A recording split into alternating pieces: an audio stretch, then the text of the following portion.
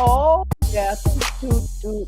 He is Mark Malusis. I am Keith Irizarry. It is Moose and Keith. Lucy Burdge will join us this hour.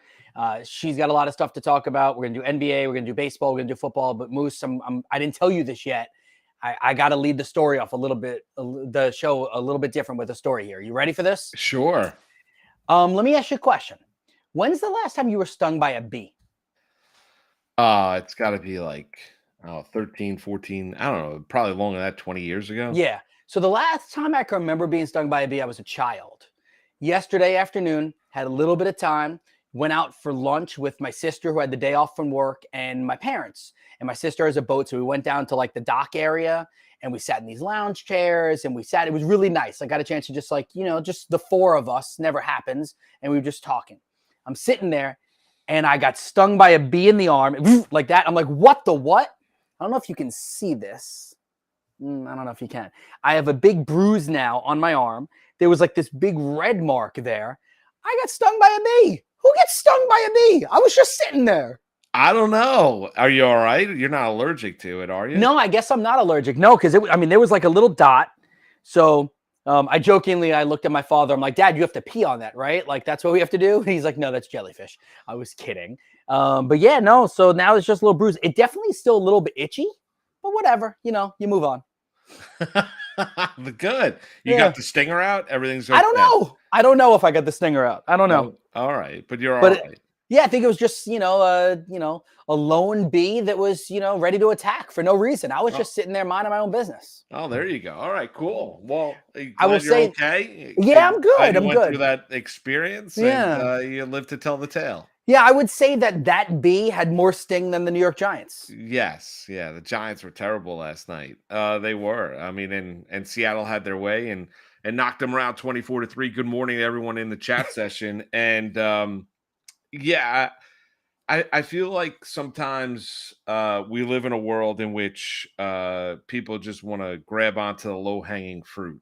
And that is the case now where you look at all the conversation coming out of last night was about Daniel Jones. And I understand he's the fourth highest paid player in the National Football League. I get that he was not good last night. I understand he threw a pick six to Devin Witherspoon, the young rookie corner, who was the fifth overall pick out of Illinois, by the Seattle Seahawks, and he looks like an absolute stud for Pete Carroll and the Seahawks. I get all that. He had a 46% pressure rate last night. The Giants' offensive line allowed 11 sacks. By the way, I can do math. 46% is about 50%. Yeah, so about half the time he was getting hurt. Okay, right. The Giants set a modern team record for sacks allowed in a game with 11 last night. I think the NFL record is 12. He got hit 7 or 8 other times. He was also scrambling and running for his life. I mean, Daniel Jones probably took in the neighborhood of 30 hits last night over the course of that game. Like, you had Carl Banks toward the tail end of the broadcast saying he feared for the health of Daniel Jones with the way that offensive line was playing and how poorly they were playing up front. And we're going to come out of that game to where now the question is going to be about whether or not Daniel Jones can win. Listen, the Giants have got a multitude of problems, and I know that Jones has got to play better. And the headline is going to be that Daniel Jones and getting into it with the head coach, Brian Daboll, on the sideline after he threw that pick six and the frustration that you saw. They've got a myriad of other issues on that team. Do you realize that they only attempted 2 passes last night over 10 yards? How do you do that in the modern day NFL? I mean, in terms of, the ball in the air past 10 yards, only 2 pass attempts last night. Everything was within 10 yards of the line of scrimmage. You can't win and you can't orchestrate a winning offense in the National Football League that way, but everyone wants to go out there. And Jones needs to be better. I'm not telling you he doesn't. But last night's loss is not just indicative of the failures of Daniel Jones. It's not like any aspect of that Giants team played particularly well. You had missed tackles on the Noah Fant catch and run on a 3rd and long where he ended up down at the 1 yard line. They ended up punching that in with a Kenneth Murray short touchdown run. I mean, the Giants are 1-3. And now they're going to be taking on the Miami Dolphins this upcoming Sunday, and then they go on. They're playing a night game against. They're going to be 1-5. Like, I mean, barring they're going to be 1-5. Right. I mean, they're going to be 1-5, and all the good vibes and feeling that you had from the Giants a year ago are going to be out the door. Yeah. All right. So I think that we live in a world. There's the group of people that are going to get on, like, go to work today, or like us, get on the airwaves and just roast and rip apart Daniel Jones, right? And I think it's clear you and I are not going to do that right now, because listen, I'm not making excuses for him. He's got to be better, but let's not all of a sudden just kind of like grab onto the low hanging fruit as I mentioned and be like, oh, last night was all on the number 8 shoulders. That's just not the truth. Exactly. So there's that side, right? But then there's also like the side that's going to make excuses for Daniel Jones too, and I don't want to do that either. So that the side that's going to do he doesn't have any weapons, Saquon is injured, which is kind of true. His offensive line stinks, which is kind of true. Oh, wait a second. The coach didn't maybe call the best protection plans. Oh, wait a second. Maybe it isn't always on the QB. Like, I understand that the quarterback, and just like in other sports where, in baseball, the manager gets fired because you have to chop the head off of some sort of snake, right?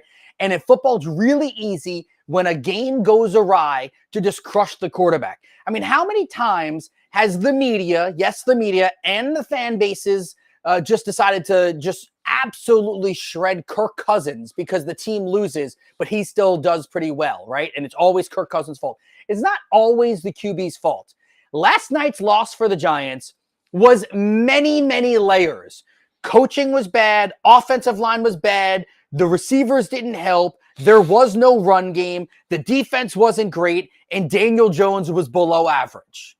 That is a recipe for not success. There you go.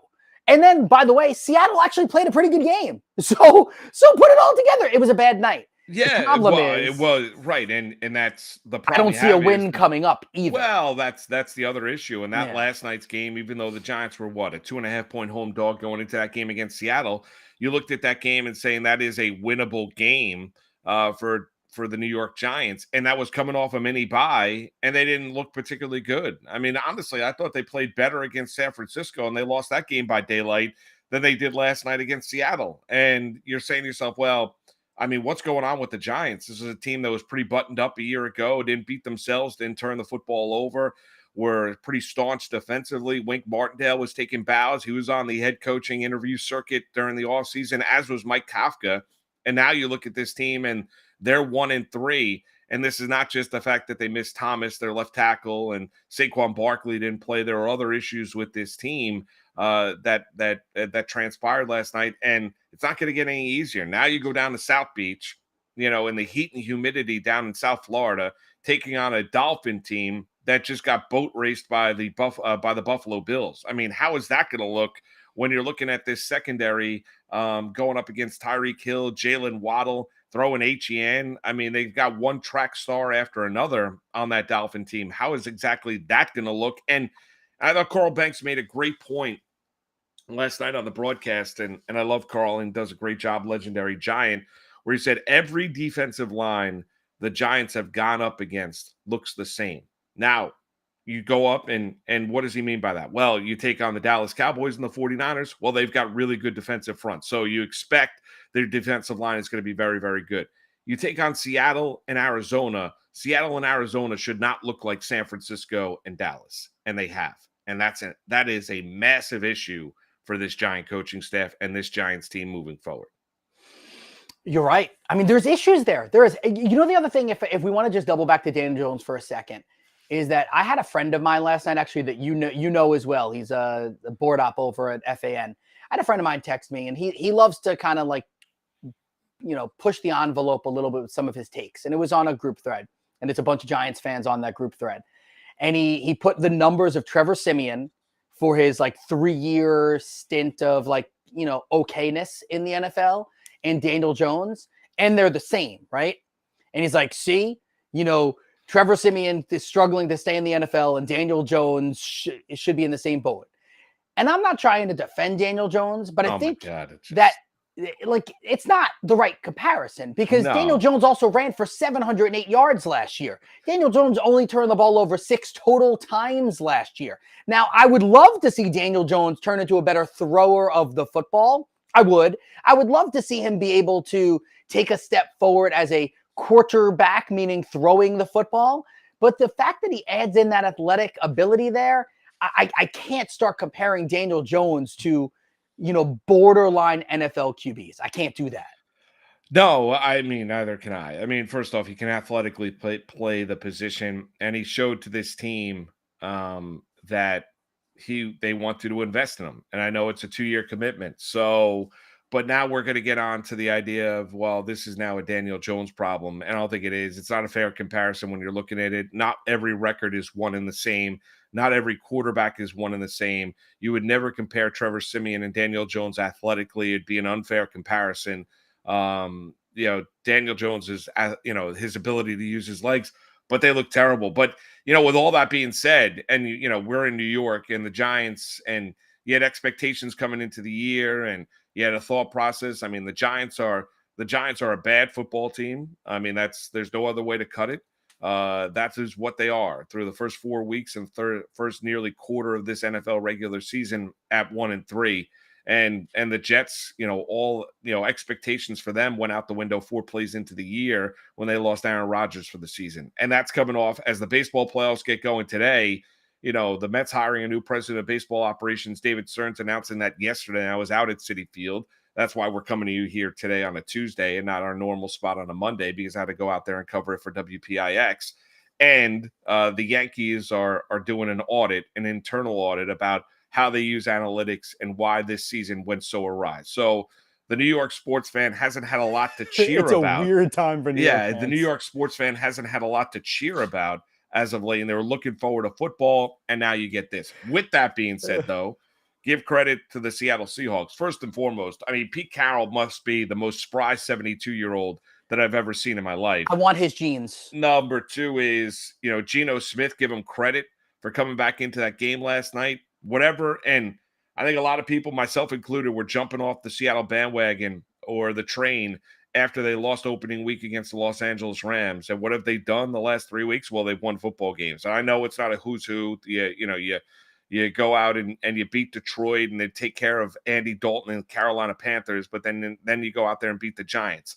I get it. The Lions are a good football team. That's a hell of a win and a tremendous bounce back win by Seattle. But here the Seahawks are sitting here at 3-1 through the first 4 weeks, and they are a massive playoff contender, and they know who they are. They've got great veteran leadership, and they've got a hell of a young cornerback in Devin Witherspoon, who put on an absolute show last night. I mean, that is as good of a game for a young corner in the NFL that I've seen in quite some time. Yeah, what was it? It was 2 sacks. It's the pick 6, and was it a forced fumble also? Yeah, it was just crazy. Yeah, it was ridiculous.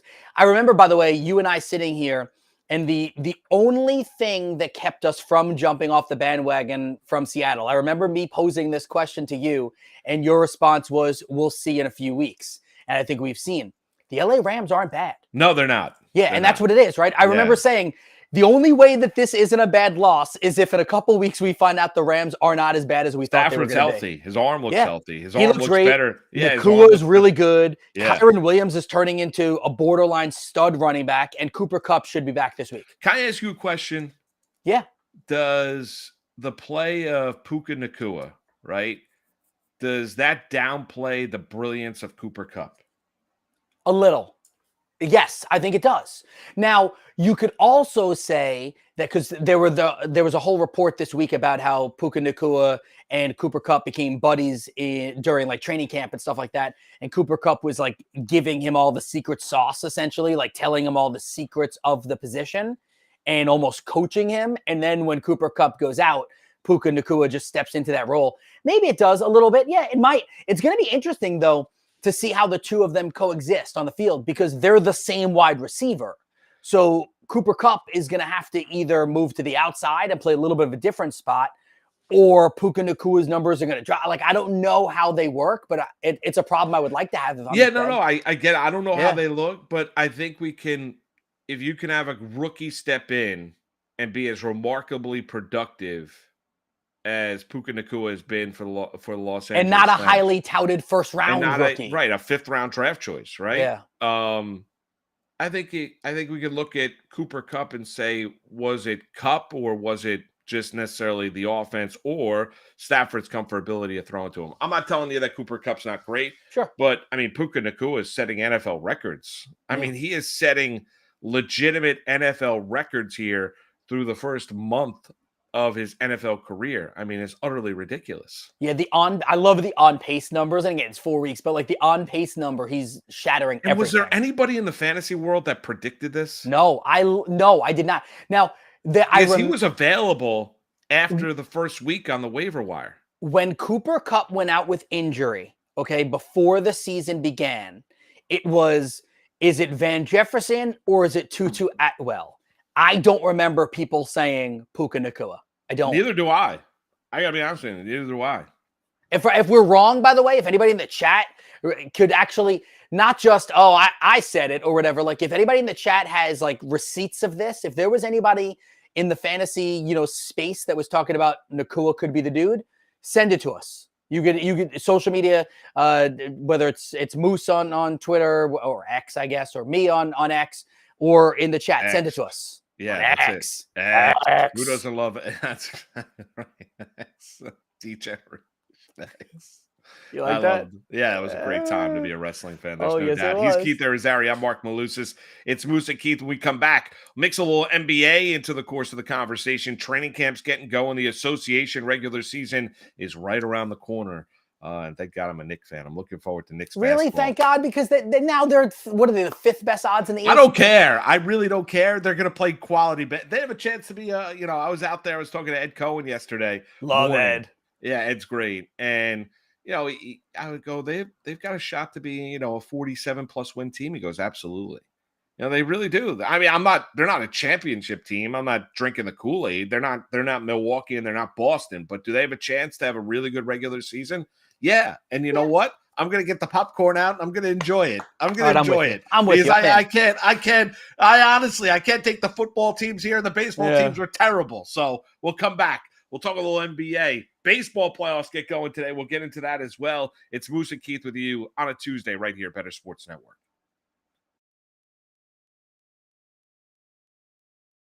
Oh boy, we got a big one. We got a big card here. We got let's go. We got a super rookie.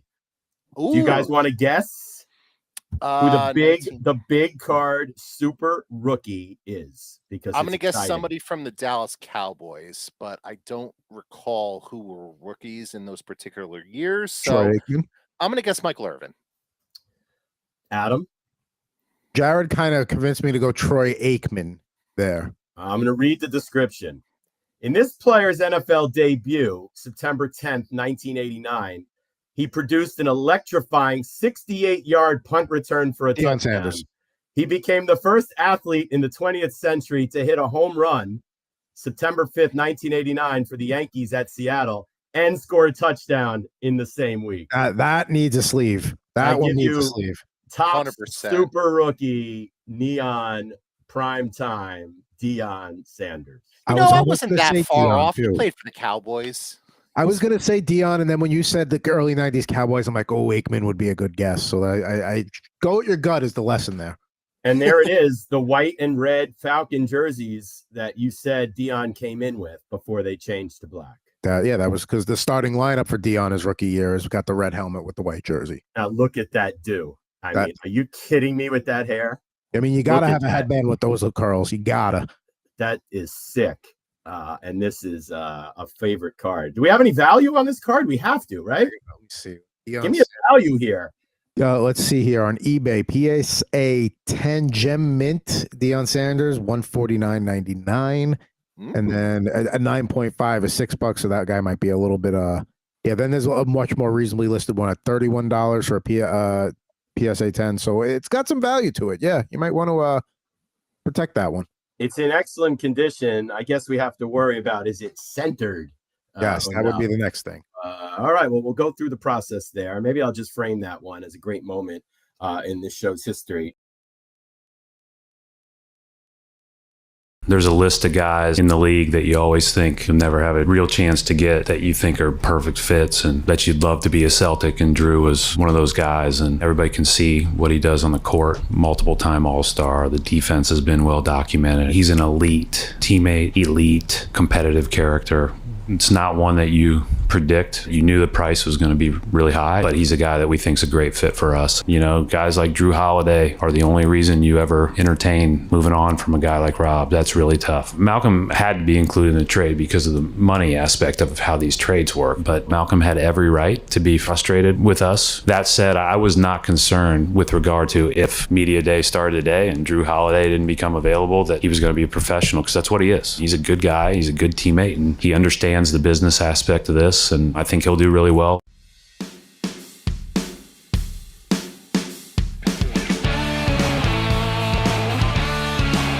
It's Moose and Keith with Mark Malusis and Keith Irizarry. You know, Brad Stevens there talking about Jrue Holiday. Deal comes down. Boston Celtics markedly better when you throw in Holiday, obviously, with Jason Tatum, Jaylen Brown up there in Beantown. Throw in Kristaps Porzingis if he could ever stay healthy, being what he's going to be offensively. You know, that's the trickle-down effect when you look at the Eastern Conference. Give Portland and their general manager a ton of credit for what he was able to do, and, you know, put kind of between the rock and the hard place. And, you know, in the end, maybe Dame Lillard was like, you know what, I'll stay. And he's like, no, we're good. We're going to move on from you.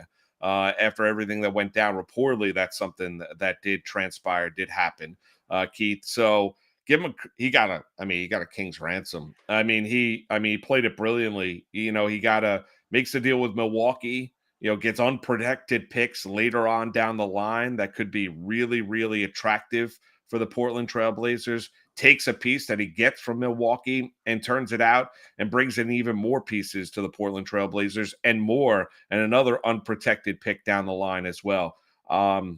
Portland's general manager did an unbelievable job. Yeah, ultimately this could end up being 5 or 6 first-round picks for Portland. And what I love what Portland did too, they're not going to be god-awful this year. Like, they're going to be competitive. So normally, when you trade away a super uber star like Damian Lillard, you're saying we're tearing it all down and we're going to be bad for the next 3 or 4 years. They've got Scoot Henderson. They've got Anthony Simons. They've got Shaedon Sharpe. They've now got DeAndre Ayton.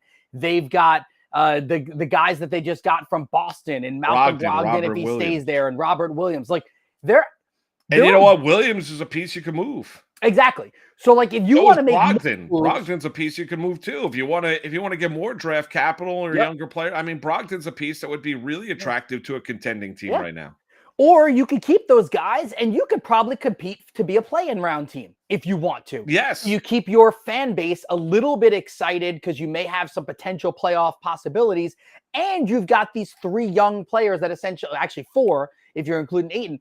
So with Scoot, Ayton, Simons, and Sharpe, you have 4 young players that you're considering could be pieces to build around. And now you're hoping you get a first-round pick that lands. And now you're right back in the thick of things. Like, they did great.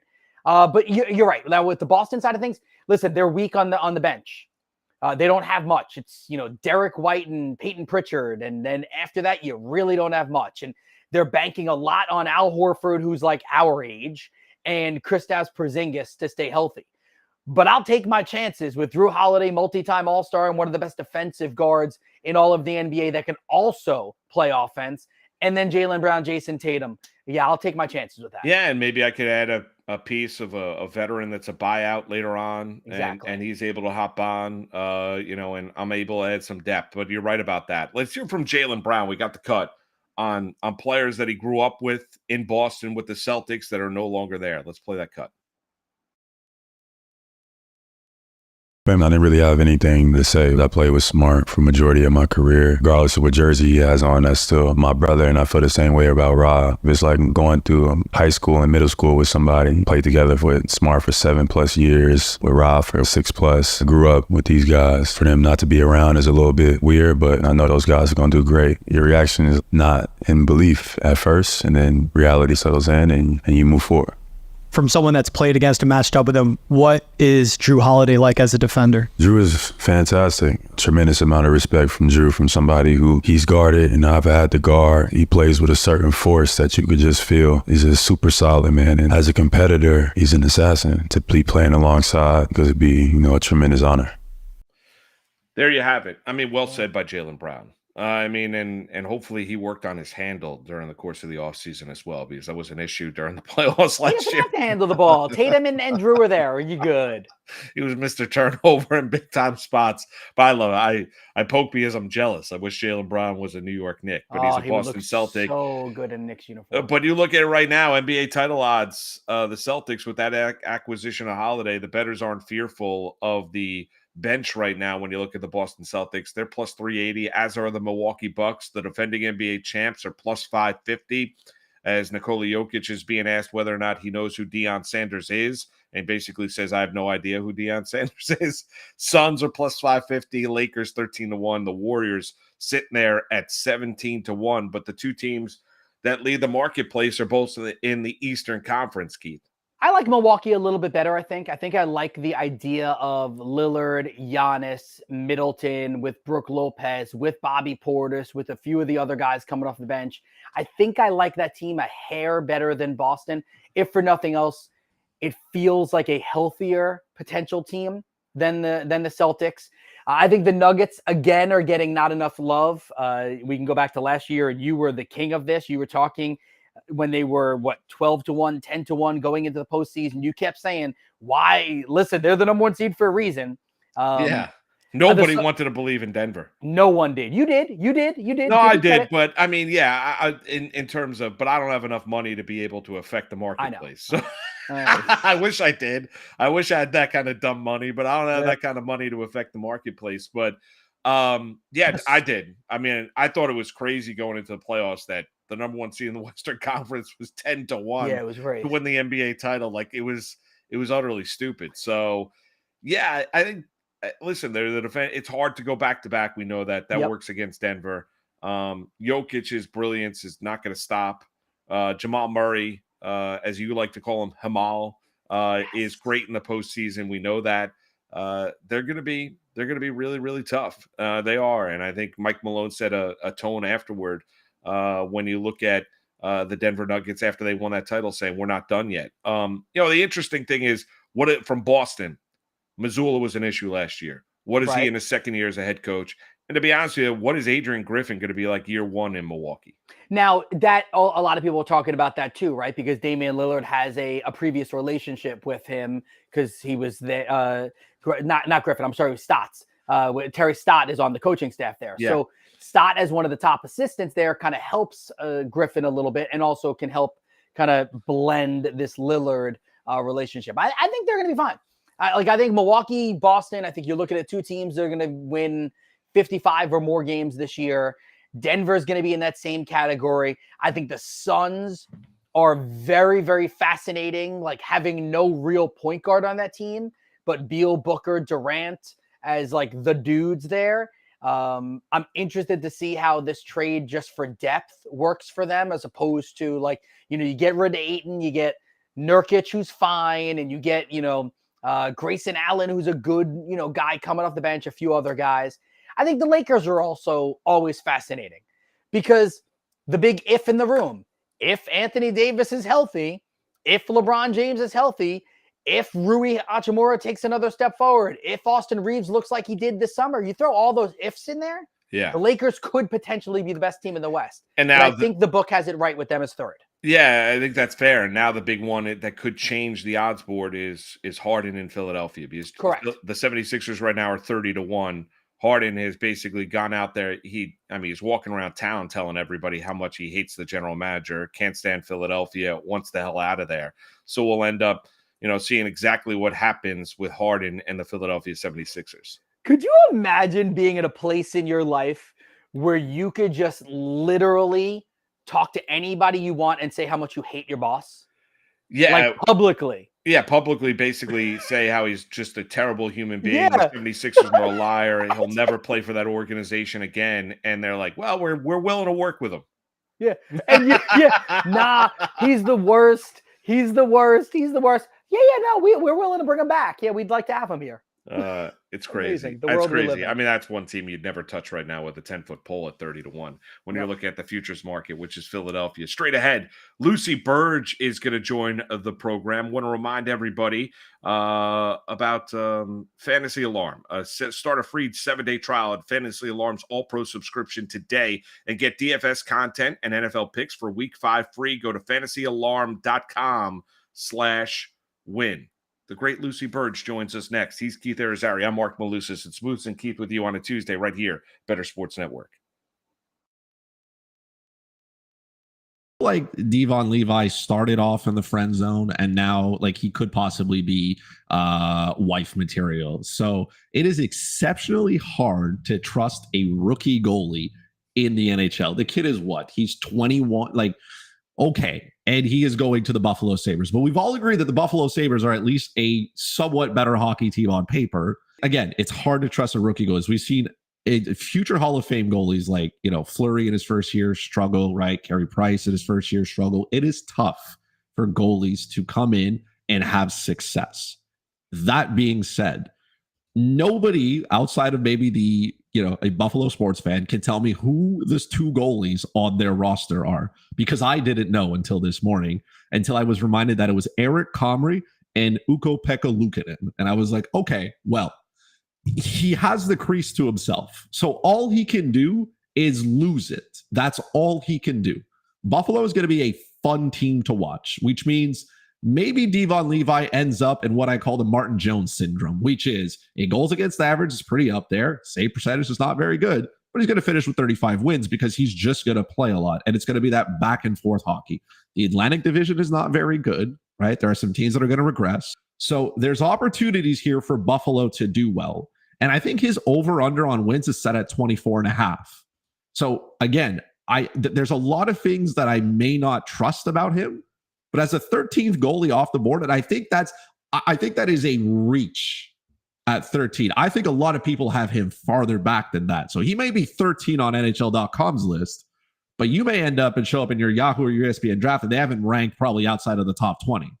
So I would have no issue as a second goalie going with Levi, because like, who's taking his spot? Nobody. And volume at one point, if you're in a league that doesn't penalize you for losses, if you're in a league that rewards saves and save bonuses like, for daily, DraftKings does, he has all that working for him. So if it doesn't work out, all right, fine. Then you can go and pick up whoever is there. But it is his net to lose. I understand the risk. I will definitely take, because that's how you win championships, right? You got to take risks to win them. If you're safe, you're going to finish, eliminated in the first round and you had a good time. Or you can try to win the championship on draft day.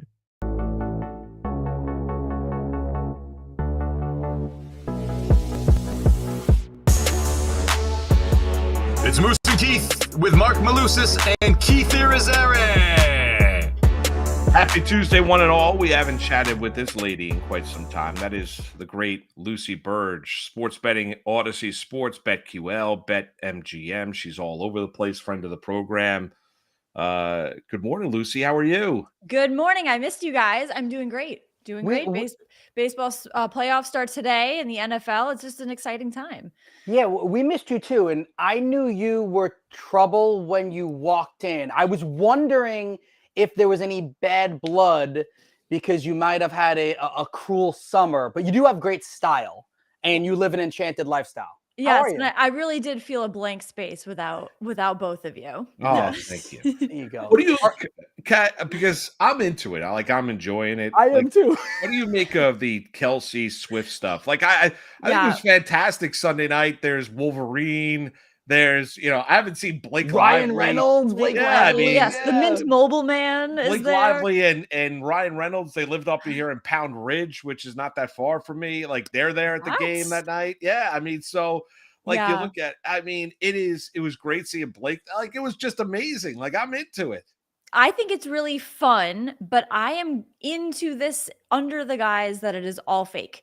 It is completely a NFL setup, and the relationship is just to sell things and to cross fan bases, to bring in the Taylor Swift fan base. But it's not that I'm not enjoying it, but I'm watching the game, and there is a fatigue factor when it comes to mentioning Taylor Swift.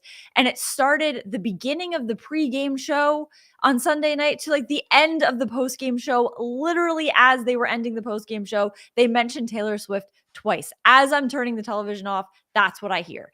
It gets to be a bit much. And I don't hate it. I like Taylor Swift, but if they just mentioned her like a little less, like even if Keith, if this was Eminem and they were doing this, they were bringing him into Lions games, that I would be fatigued. I'd be like, all right, enough. I don't believe you. No, when you hear somebody's name a million times and you hear about somebody a million times, you get a little sick of it. There is a fatigue factor. So I would say that I'm not enjoying it. I love the, like, what's she going to wear? Who are they going to leave the game together? Which they did not. This game, they did not leave the game together. But he may or may not have been at her place the day night of before. Yeah. See, this stuff I don't mind. I don't mind. But then I heard someone saying that no. He woke up early and drove over there to bring her breakfast. He didn't spend the night. So that's where like, whoa. Spin factor. The PR people are out. He's a great guy. So yeah, like if you're correct in there and this isn't fully true,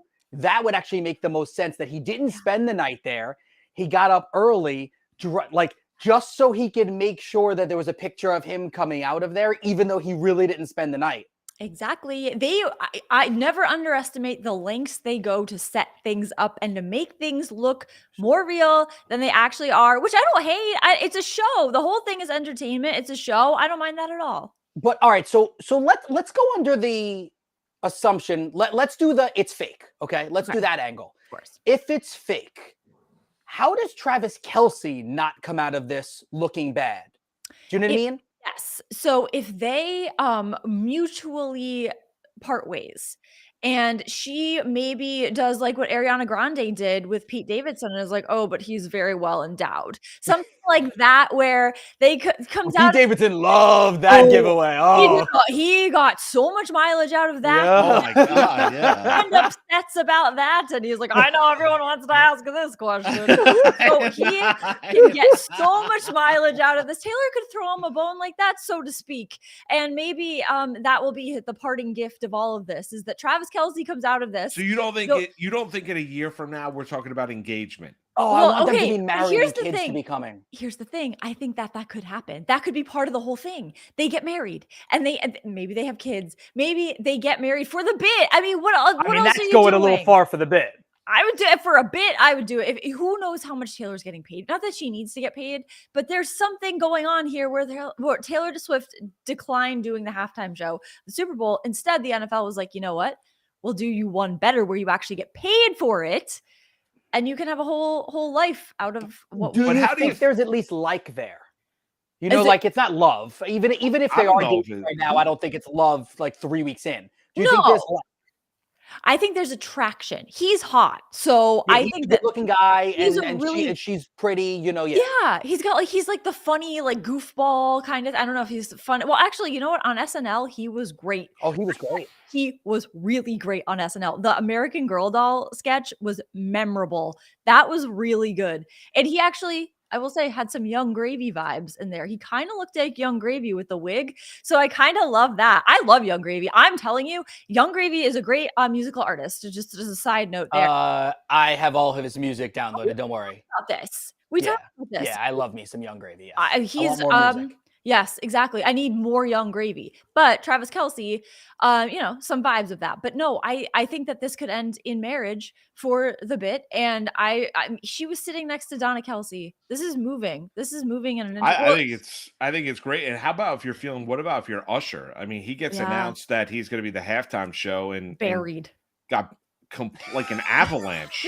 Yeah. People are like, nobody's doing the talking about halftime show. The NFL had the announcement that morning, and basically that afternoon, Taylor Swift was at the Chiefs game, and it's been Taylor Swift now for like 9 straight days. Yep, and that's These the are my fatigue. confessions. Yeah, right. Which is a great song. Also, "Caught Up," great Usher Yes. song. The beginning of that song Caught I like Up. the best. Mm. And so the who also got buried in this, Alex Earl, TikTok star, is dating Braxton Berrios. So this is also what convinced me that this is probably fake. The NFL trying to cross fan bases. Alex Earl was at the Dolphins game the day Taylor Swift was first made her appearance at the Chiefs game. So Alex Earl did a video that the NFL tweeted out from their account where she said like, "Oh, hey, it's Alex. I'm at the Dolphins game. Like, fins up." And they tweeted it out from the NFL account. That's a big deal. Oh, maybe it's not as big a deal anymore because they're tweeting Taylor Swift stuff all the time. But I think that them tweeting that out kind of shows, we want to cross into this world of this generation, which I don't think is a bad thing at all. I liked that they tweeted that out. I like Alex Earl. I don't mind this at all. But then Taylor Swift comes to town and buried. Like Alex Earl at the Dolphins game. Nope. Not even a thing. Not even a thing. So I think that's what they're trying to do. And I don't hate it though. Yeah. Side note, because I know both of you love stories. Do you know that Usher, I had some of his lyrics in my wedding vows. No way. From You Got Which It Bad. song?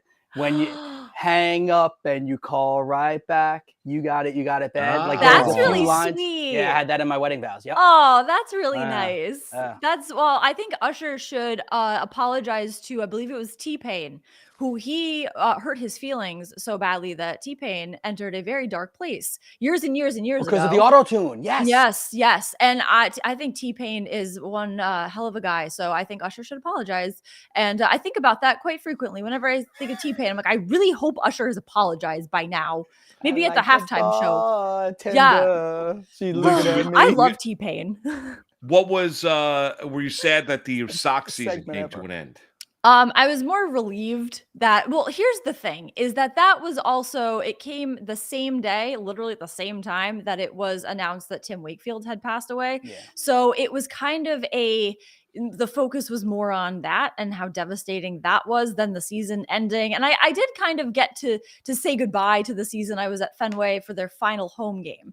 So I walked around and just thought about what a special season it was, having been able to go to Fenway so much, not so much what was on the field, but having to experience the season that way was very special. So in that way, it kind of ended last week for me. And these final games, it was like, all right, I know some people had the over 76.5 wins, and the final game did come down to will that hit or not. I had over 80, so it didn't really matter to me so much, because I knew they weren't going to hit that. So that for some people, that was very, very important to them for that final game to be a win, which it was. But yeah, no, it was kind of took a backseat to the like sadness of it ending. Really did take a backseat to the Wakefield situation. So it was so it was a kind of different ending to the season. Terribly sad news. Awful. Oh God, awful. And it was it's kind of surreal. And the most surreal thing kind of was thinking it doesn't really hit you until a couple hours in, when I was like, oh my God, when you see Veritek reacting to it, you see players that you watched when I was 12 years old. Yeah. Reacting to this, thinking this is real, like this. And he did so much for the community. I mean, I know it's been said a million times, but I was at an event with him once a long time ago, the Jimmy Fund event, and I didn't get to meet him, but he was with the kids. I mean, the whole time. He just it meant a lot to him, the community and the team. And he was just, as everyone has said, a consummate baseball player and a Red Sox player. And it's just, he was a tremendous person. So it's even horribly sad. What was it? Was it the 04, 06 World Series that he 07, sorry, 07. that he said, take me off the roster. Yep. I can't help the team win. Yep. No pasta or lobster. Take me off the roster. He was he thought about the team first.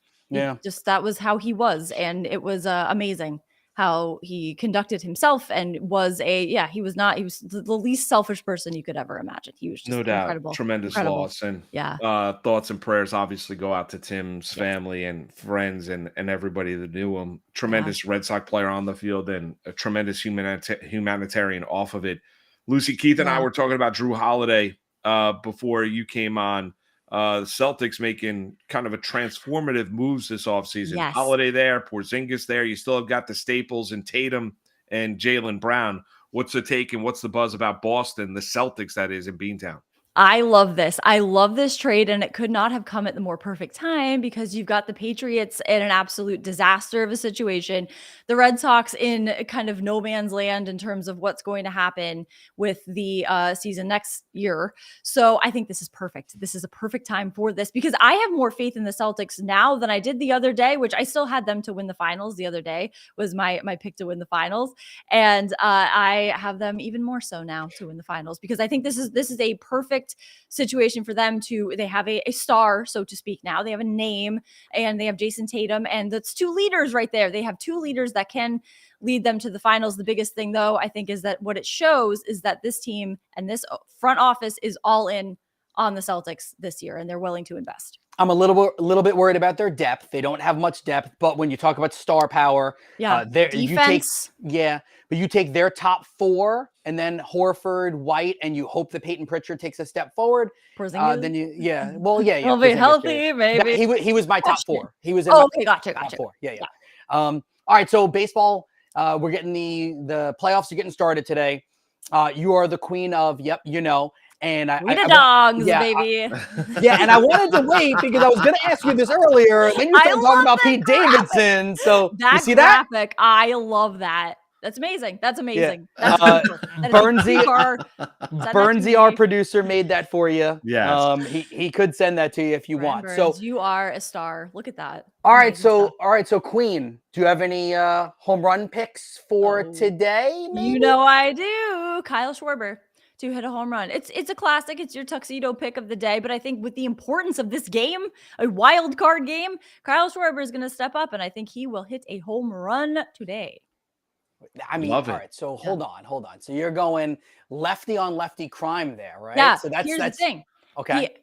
End of the season, he had 1 home run in his last 2 games. He had 2 in his last 4 against Jesus Luzardo. He has 9 at bats against him in his career. He has a home run and a single already against him. So he has had this kind of success against Jesus Luzardo before. And again, with the crucial nature of this game today, Kyle Schwarber, home run. I go Yandy. Yandy would be my home run today in the first game of the day. But I'm not against your Schwarber play. I actually don't think it would come against Luzardo. I think it might end up coming later in the game off the bullpen. Okay. I like Still that. Would work for you. As long as this hits, then the dong counts. Are you going to be watching baseball? It does. That's no doubt about it. Are you going to be watching baseball throughout the course of the day? Yes, I will be. The dong you just killed me there. I will be watching baseball throughout the day. I am very excited because it's that there's a kind of a dip in a lull in football. So having baseball on television is it's always a good thing. Well, so we could familiarize. October's the best month. The Patriots are terrible, as are the Giants. I took the alternate total on the Patriots this year. I haven't actually told this to anybody this year yet. But I did bet on this before the season. The under 5.5 wins. I have them like I would go under 3.5 wins. Yeah, I took that. I don't see this team doing anything. It is really depressing because this team has no juice. It's not that they've given up, of course, but that's the vibe. Bill Belichick with his head in his hands. Yeah. And 30 seconds. So I think Moose is officially on board now. Mac Jones is not a good quarterback, correct? Nope, terrible. Anyone who was on the Mac Island, I feel sorry for you because he's just not good. He's just not good. Yeah, I wanted to be so badly. I wanted him to be the future. He's just not. He just isn't it. I think you tank and you draft Caleb. Done. That's what I think they're doing now. They're like, you know what? We, Belichick. I think he's like, no, we're gonna out bad the Browns and all the other teams and the Bears. That's who I meant. All the B teams. Yeah, that's who I meant. So I think that would be a really good idea because they need a quarterback. Lucy, you're the best. We appreciate it. Thanks for cutting out some time for us this morning. Enjoy all the baseball today. Good luck with your Schwarber pick as being the queen of dongs. Yes. All right. Thank you very much. Good luck to all the bets today. You guys are the best. I hope there are no teardrops on your guitar. Her best song. 100%. Can I just say that? No. 100% her best when song. When Jrue looks at me, exactly. Yeah. Teardrops on my guitar. Beautiful. Yeah. So happy Taylor Swifting to all of you, and may all the dongs hit today. There you go. At Lucille Burdge, Sports Betting Odyssey Sports, BetQL, BetMGM.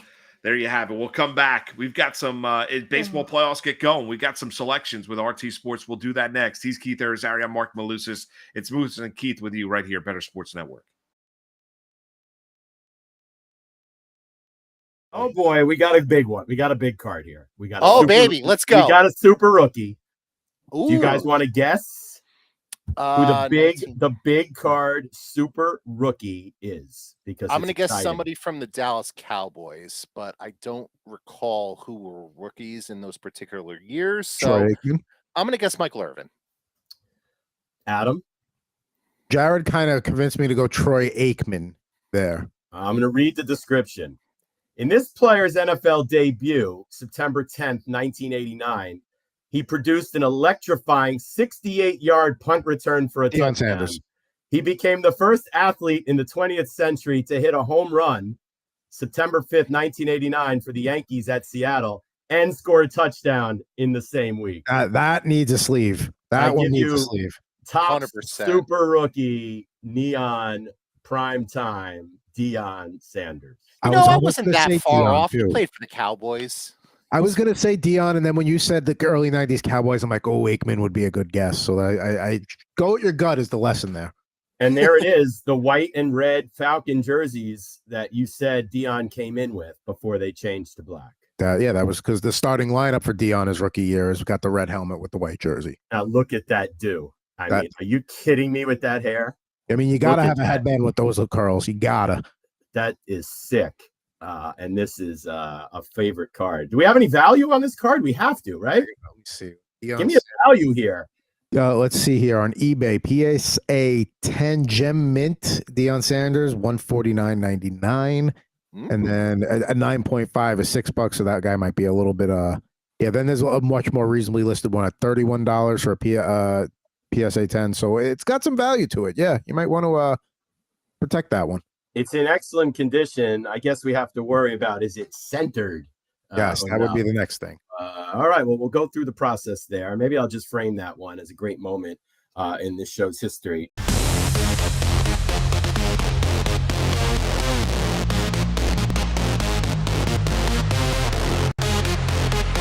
It's Moose and Keith with Mark Malusis and Keith Irizarry.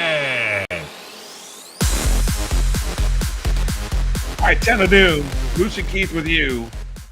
Time to get into our real-time sports. And we got baseball players getting going today. Play the real-time sports pick'em contest. Set a lineup of player props. Hit them all and win. Combine multiple sports or play your favorite NFL, MLB, PGA, more. 2 correct wins 3 times, all the way up to 6 correct wins 40 times your entry. Go to rtsports.com/alarm. First-time depositors get 100% instant match up to $200. Please play responsibly. For help, call 1-800-GAMBLER.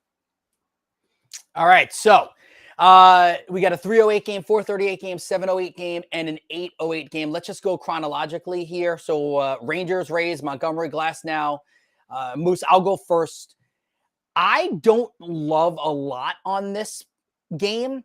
What I did come away with, and I think has a good chance, is Yandy Diaz to score a run today. Listen, he bats towards the top of the order, so there's more opportunities, maybe another chance for him to get on base.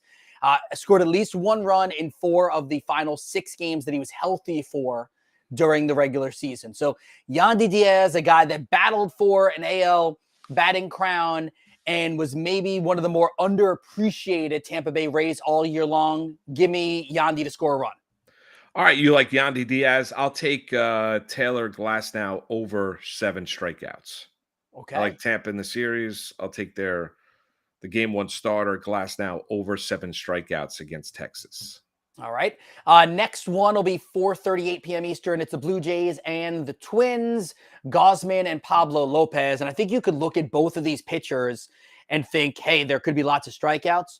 So I'll go with Gausman simply because the Twins strike out the most in all of Major League Baseball. They average over 10 strikeouts per contest. So give me the more than 6.5 strikeouts. It's something he's done in 4 of his last 7 starts. And he had well over 200 strikeouts all season long.